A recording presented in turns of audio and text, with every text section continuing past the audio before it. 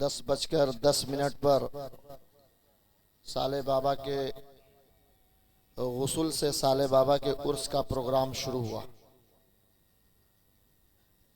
यानी कि साले बाबा के उर्स का सबसे पहला जो प्रोग्राम था वह आपके मज़ार के गुस्ल का था और उसी वक्त से ये प्रोग्राम शुरू हुआ और आज यानी 1 अप्रैल को तकरीबन फजर के अजान के वक्त इख्तिताम हो रहा है। ये साले बाबा का करम है और उनका फैज़ान है कि 2 रात का जलसा होता है, लेकिन फिर भी आप हजरात उसी तरह बैठे हुए हैं जिस तरह 9 बजे और 10 बजे शब में बैठते हैं। यकीनन एक अल्लाह के वली का उर्स था, तो जब एक अल्लाह के वली का उर्स होता है तो सारे लोग जुड़ जाते हैं, एक हो जाते हैं और यकीनन हर मुसलमान बालेसर का अपनी हैसियत के मुताबिक उर्स के मौका पर अपने शौक़ के साथ जो भी उसको जिम्मेदारी मिली उसने निभाया। कमेटी के लोग, मोहल्ले के लोग, शहर के लोग, साले बाबा के मानने वाले, चाहने वाले सभी एक होकर साले बाबा के उर्स में ताउन किया और साले बाबा के करम से और अल्लाह के फजल व रहम से ये प्रोग्राम कामयाबी की मंजिल तक पहुंच गया। फिर इंशाअल्लाह ज़िंदगी बाकी रही तो फिर साले बाबा का उर्स अगले साल होगा और फिर उसी तरह जिस तरह इमसाल सारे लोगों ने इत्तेहाद व इत्तेफाक के साथ मिलजुल कर उर्स का एहतमाम किया, इंतज़ाम किया, इंसराम किया, फिर आने वाले साल में इसी तरह करेंगे। कमेटी के लोगों ने मेहनत किया, हिंदुस्तान के शोहरत याफ्ता शोरा को बुलाया, खुतबा को बुलाया, नुकबा को बुलाया, लेकिन जलसा उस वक्त तक कामयाब नहीं होता जब तक आप नहीं आते। ये खूबसूरत लाइट लगी, खूबसूरत पिंडाल लगा, कुर्सियां बिछा दी गई, आप ना आते तो फिर जलसा कामयाब नहीं होता। इस जलसे को कामयाब आपने बनाया, तो यकीनन जब जलसे को कामयाब आपने बनाया है तो आपको कामयाब कौन बनाएगा? आपको कामयाब साले बाबा बनाएंगे, गौसे आज़म बनाएंगे, हमारे और आपके आका बनाएंगे। इस उम्मीद के साथ और इस इरादे के साथ आप अपने घरों को जाइए कि हमने साले बाबा के इस जलसे को कामयाब किया है तो कल ये हमको भी कामयाब कर देंगे। अब इस कामयाबी में बहुत सारी कामयाबियां छुपी हुई हैं। कोई बच्चा इम्तिहान दे के अगर बैठा होगा तो इम्तिहान में कामयाब, कोई नौकरी के इंतजार में बैठा होगा तो उसमें कामयाब, कोई बीमारी के हाल में बैठा होगा तो उसमें कामयाब। यानी कि जो जिस मकसद के तहत बैठा और इनकी बारगाह में खिदमत किया वो अपने मकसद में कामयाब होगा, वो कराएंगे। ये अकीदा और ये यकीन होना चाहिए। ये साले बाबा का 73वां सालाना उर्स था और साले बाबा ने सबसे पहले सरकार मिल्लत को चुना, उनको बुलाया, उनके हाथ से गुस्ल करवाया, लेकिन सरकार मिल्लत कभी स्टेज पर नहीं आए। फिर सरकार मिल्लत ने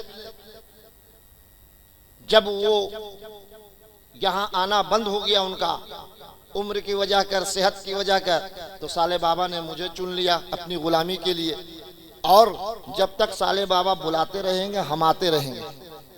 आपके बुलाने से नहीं आएंगे, उनके बुलाने से आएंगे। और सैयदना पाक का फैज़ान है कि मैं स्टेज पर भी आता हूं और 2-4 जुमले बोलने की भी सलाहियत रखता हूं जो आपके सामने बोल लेता हूं। यकीनन चाहे मुझे कह लीजिए, सरकार मिल्लत को कह लीजिए, छोटे सरकार को कह लीजिए, सैयद शरफुद्दीन कादरी को कह दीजिए, ये सब एक दरख्त के फल हैं।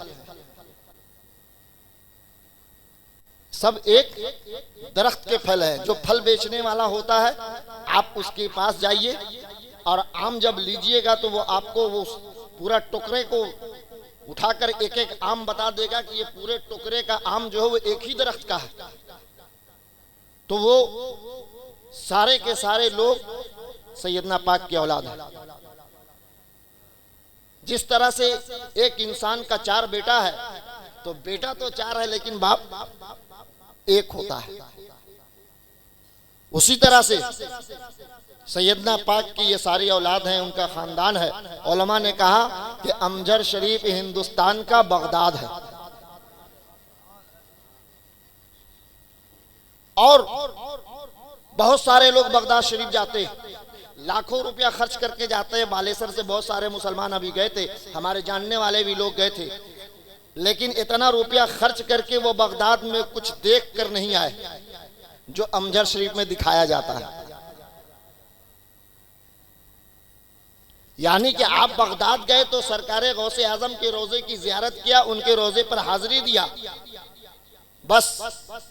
लेकिन अमजर शरीफ कोई जा रहा है तो औलादे गौसे आजम के रोजे पर हाजिरी भी दे रहा है, औलादे गौसे आजम के रोजे पर फातिहा भी पढ़ रहा है, जियारत भी कर रहा है, और फिर खुद गौसे आजम की उस तबरुकात की भी जियारत कर रहा है जो बगदाद में देखकर लोग नहीं आए, अमजर शरीफ में देख रहे हैं।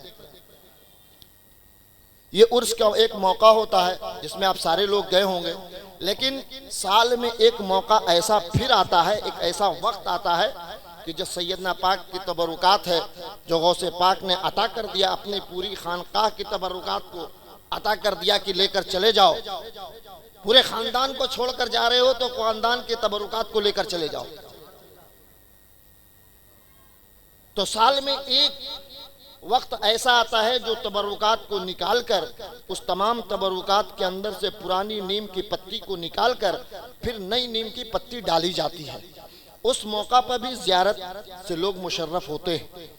तो वो लोग जाते हैं जो उर्स की गहमा गहमी में नहीं जा पाते, उर्स में इतना मजमा होता है तो नहीं जा पाते, चाहे वो बीमार होते हैं तो नहीं जा पाते, या उम्र ज्यादा हो गई तो नहीं जाते, कमजोर हैं तो नहीं जाते। तो उनके लिए एक अच्छा मौका है।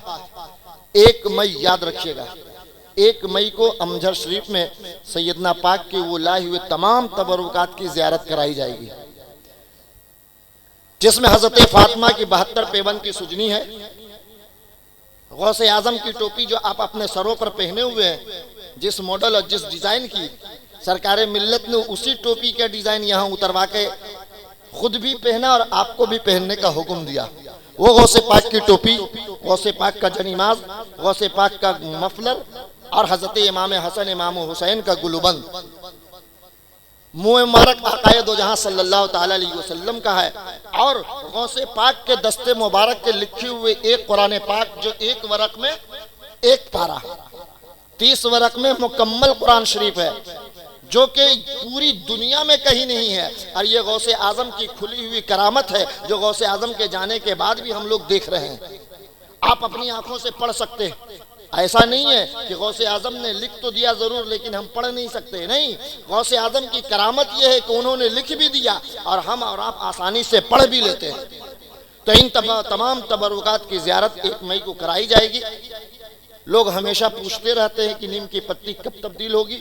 इस बार 1 महीना पहले हम लोगों ने तारीख मुकर्रर कर दिया है। जिन हजरात की ख्वाहिश होगी या जिन हजरात के नसीब में लिखा होगा, आप अमजद शरीफ पहुँचकर उन तबरुकात की जियारत कर लीजिएगा। और तमाम कमेटी के लोग, तमाम मेम्बरान, तमाम मोहल्ले के लोग, तमाम आप हजरात काबिल मुबारकबाद हैं कि साले बाबा के उर्स में आए। साले बाबा का तमाम प्रोग्राम बखैर व आफियत के अंजाम पजीर पा गया। बारगाह खुदाबंदी में यही दुआ है कि अल्लाह तबारक व तआला हम तमाम लोगों के दिलों में साले बाबा की सच्ची और पक्की मोहब्बत अता फरमाए।